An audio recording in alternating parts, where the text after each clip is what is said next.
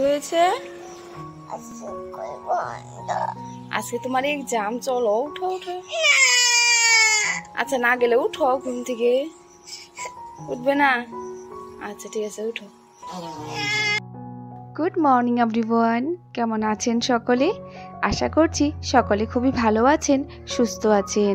আমরাও কিন্তু বেশ ভালোই আছি। আবার নতুন আরো একটা ব্লগে আপনাদেরকে স্বাগত জানাচ্ছি। আজকে হলো সোমবার, ঘড়িতে এখন প্রায় বাজে 6টা। এখন থেকে সকলকে সঙ্গে নিয়ে আজকে ব্লগটা শুরু করলাম। জানেন তো আজকে মনটা জানি না কেন সকাল থেকে কেমন একটা করছে, আর একটু ভয় ভয়ও লাগছে।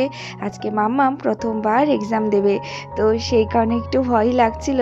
আর মহারানীকে দেখুন, সে তো আজকে আর ঘুম থেকেই উঠতে চাইছে না, মানে ঘুম থেকে উঠে আবারও শুয়ে পড়ছে। আজকে ওর একদমই ঘুম ভাঙছিল না, তো অনেক ডেকে ডুকে টেনে টুনে এই তো উঠিয়ে দিলাম। আর যা প্রচণ্ড গরম, রাত্রেও বেশ দেরি করেই ঘুমিয়েছে ও। তো এই তো এদিকে ওর মুখটা ধুয়ে দিয়েছিলাম, আর অল্প একটু ভাত নিয়েছি, ভাবলাম খাবে, তো অল্প একটু খাওয়ার পর দেখি আর খাচ্ছে না। আর এই তো ঘুমটাও ভাঙছে না, আর ঘুমটা ভাঙলে কি আর খাওয়া যায় বলুন তো। এইদিকে দুবারের মতো খেয়ে তারপরেই তো ও ফ্রেশ হয়ে চলে এসেছে, আর এইদিকে এখন ওকে স্কুল ড্রেসটা পরিয়ে দিচ্ছি।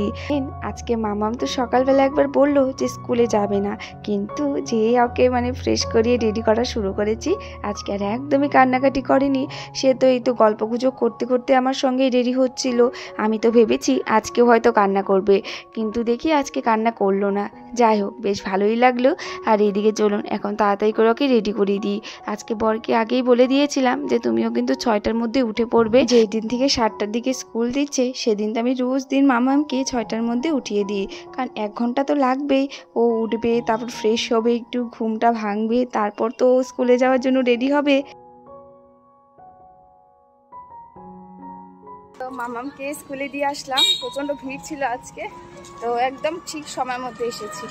আর সবার সাথে একটু দাঁড়িয়ে গল্প করলাম, আর 10টার মধ্যে হয়তো ছুটি হয়ে যাবে, একটু পরে চলে আসবো। চলো এখন বাড়িতে যাই। আজকে তো সোমবার ছিল, বরেই তো এদিকে স্টেশনের সামনে একটা শিব মন্দির রয়েছে, সেখানে এসেছিলাম প্রণাম করতে। কিন্তু দেখি আজকে শিব মন্দিরটা এখনো খোলা হয়নি, তো এদিক থেকে ঘুরে তারপর চলে গিয়েছিলাম। জানেন, মামার স্কুল হওয়াতে বেশ ভালো হয়েছে। সোমবার বা মঙ্গলবার দিন কিন্তু আমাদের মন্দিরে আসাই হয়। আগে তো তেমনভাবে আসাই হতো না। আগে মনটা খারাপ লাগতো যে হ্যাঁ, মঙ্গলবার দিন হনুমান মন্দিরে যেতে পারলে বেশ ভালো হতো, কিন্তু এখন তো চাইলে আমি আসতে পারি, কারণ হয়তো স্কুলের সময় থাকে, স্কুলে দিয়ে এসে আমরা হনুমান মন্দিরে প্রণাম করে দুজন একসাথে আর কি পুজোটা দিয়ে যেতে পারি। আর দুজন নয়, একসাথে একদমই হয় না আসা।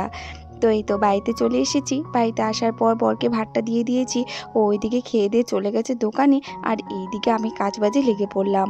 কারণ ওই তো আবার সময়ের মধ্যে মামাকে তো আনতে যেতে হবে।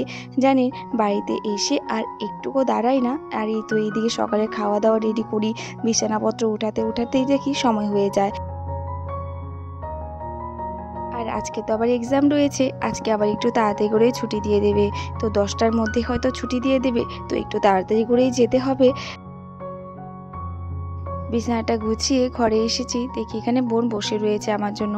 ও আর আমি একসঙ্গে চা খাবো, আমার একদমই মনে ছিল না, ও আমাকে ডাকছিল, তো বললাম আসি আসি, তো এসে দেখি ও বসেই রয়েছে আমার জন্য। তো এই তো এইদিকে এখন দুজনে বসে একসঙ্গে চাটা খেয়ে নেব।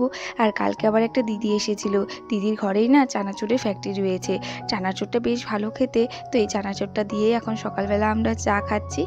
তো আর গল্প তো থাকবেই, কারণ ওর সামনে থাকলে বা ওর দুজন একসঙ্গে থাকলে কিন্তু বেশ মজা হয়, আর বেশ অনেক গল্পও হয় জানেন, আর বেশ ভালোও লাগে।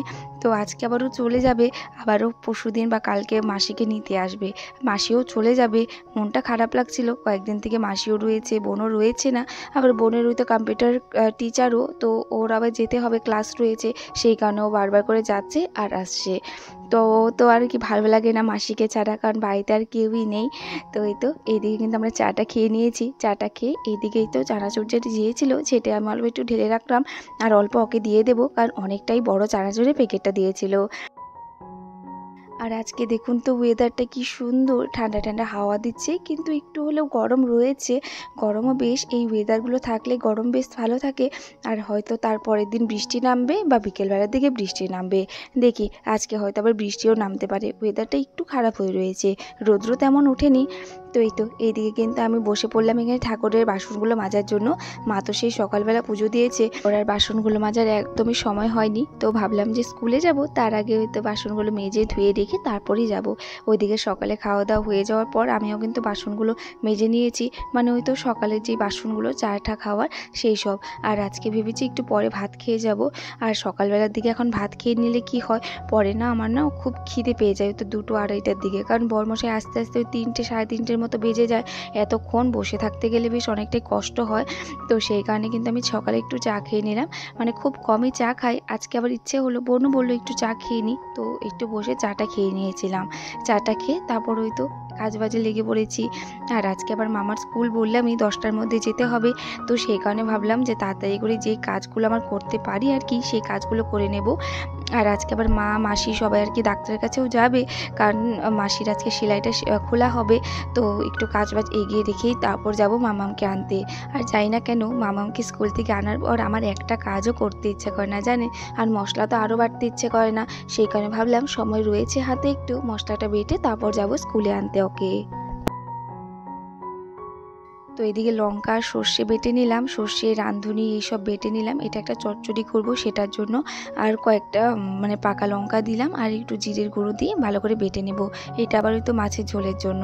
সব মশলাই আজকে বেটে রেখে যাব, পরে এসে তারপর শুধু রান্নাটা সারবো। আর ওইদিকে আবার মারও একটু তাড়া রয়েছে, 10টার মধ্যে আবার মাও বেরিয়ে যাবে, আমিও একটু আগেই বেরিয়ে যাব, কারণ 10টার মধ্যে তো মামার স্কুল ছুটি হয়ে যাবে।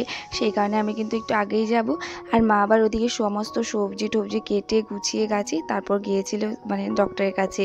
আর এদিকে আমি স্কুল থেকে চলে এসেছি, এসে দেখি মার ওইদিকে মানে এখনও আসেনি, তো একটু পরেই চলে আসবে। মাসির আর মা ফোন করেছিলাম, তো এইদিকে আমি এখন রান্নাটা বসিয়ে দিয়েছি। আর আসার পর মামামকে যে কতবার জিজ্ঞেস করলাম, মামা তোমার এক্সাম কেমন হয়েছে, সে কি আর বলে, একটা কথাও বলেনি জানেন। মানে কতবার করে জিজ্ঞেস করলাম, সে তো আর বললোই না। যাই হোক একটু টেনশনে ছিলাম, কিন্তু টেনশন করে লাভ নেই, কারণ জানি আমি আবার সিস্টারের কাছে জিজ্ঞেস করেছিলাম কেমন করেছে এক্সাম, বললো ঠিকঠাকই করেছে। তো এবার আর তেমন একটা চাপ দিলাম না ওকে, কারণ মাত্র জাস্ট স্কুলে গেল, এখন এত বেশি চাপ দিয়েও লাভ নেই। তো এই তো এইদিকে এখন আমি রান্নাটাও সেরে নিলাম, এর মধ্যে মা ওরাও চলে এসেছিলো। এইদিকে আজকে রান্না করেছিলাম ডাল, মাছের ঝোল আর একটা পাঁপড় ভাজা আর চচ্চড়ি করেছিলাম, একদমই সিম্পল রান্না বান্না। তো এই তো এইদিকে ডালটা ফোড়নে দিয়ে দিয়েছিলাম, কারি পাতা দিয়ে ফোড়নে দিয়েছি। কারি পাতার সেন্টটা আমার ভীষণই ভালো লাগে, আর ডাল দিয়ে ফোড়ন দিলে কিন্তু আরও ভালো লাগে জানেন। তো এই তো এদিকে কয়েকটা পাঁপড়ও ভেজে নিয়েছিলাম, চচ্চড়িটাও হয়ে গেছে। কোনো রান্না বান্না আজকে শেয়ার করলাম না, কারণ খুব তাড়াহুড়োর মধ্যেই রান্নাটা করা হয় জানেন, সেই কারণে আর দেখানো হয়নি। আর ওইদিকে রান্না প্রায় হয়ে গেছিলো, মাছের ঝোলটা বসিয়ে আমি কিন্তু এইদিকে মামার জন্য অল্প একটু মৌসুমির জুস করে দিচ্ছি। কয়েকদিন থেকে এনেছে বরমশাই, তো আজকে আবার হুট করে মনে পড়লো যে মৌসুমিগুলো নষ্ট হয়ে যাবে। তো এই তো এইদিকে মামার জন্য জুস করে নিয়েছি। পলি মামাম তেমনভাবে খেতে চায় না, কিন্তু মৌসুমির জুসটা একটু ভালোবাসে। এর মধ্যে দেখুন জুসটা কিন্তু দিয়ে এসে মামামকে তারপর তরকারিটাও নামিয়ে নিয়েছিলাম। আর এর মধ্যে দুপুরে আবার বোন খেয়ে দিয়ে রেডি হয়ে গেছে, ও আবার বাড়িতে চলে যাবে। মনটা খারাপ লাগছিল মাম্মারও আর আমারও, কারণ এতদিন থেকে রয়েছে, কয়েকদিন থেকে কথাবার্তা হয়, এখন চলে গেলে কিন্তু মনটা খারাপ লাগে জানেন। চলুন আজকের জন্য কিন্তু আমি এতটুকুই রাখছি, আবারও দেখা হবে নতুন আরেকটা ভিডিওতে। ততক্ষণের জন্য ভালো থাকবেন সবাই, সুস্থ থাকবেন। রাধে রাধে, বাই।